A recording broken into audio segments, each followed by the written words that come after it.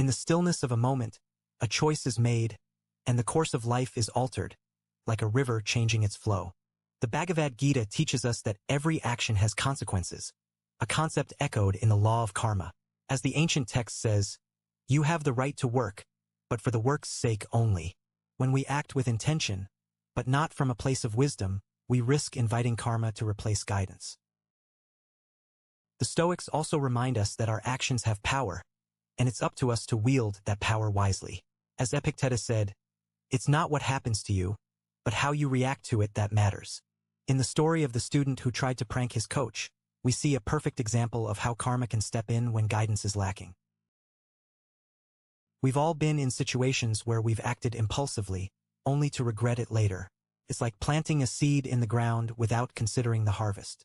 The student in the story thought he was just playing a harmless prank, but his actions had real consequences, like a stone cast into a pond, causing ripples that disturb the calm.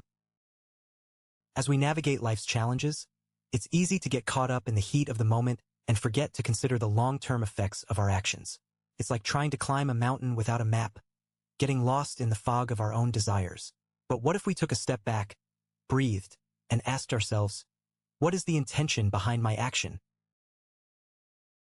The law of karma reminds us that every action, no matter how small, has an impact on the world around us. It's like the gentle lapping of waves against the shore, wearing down the rock of our resistance. When we act with kindness and compassion, we create a ripple effect of positivity. But when we act with malice or ignorance, we invite karma to balance the scales. In the silence of reflection, we can hear the whispers of our own conscience, guiding us towards wisdom.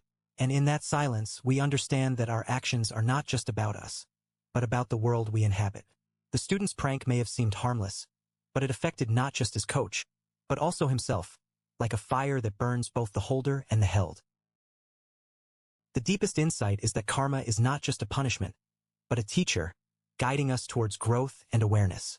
It's like the changing of the seasons, each one a reminder that life is constantly evolving, and we must adapt and learn. When we recognize this, we can begin to see our mistakes as opportunities for growth, rather than failures. As we move forward, we can practice mindfulness in our daily lives, taking a moment to reflect on our intentions before acting. It's like taking a deep breath before speaking, allowing the words to come from a place of wisdom and compassion.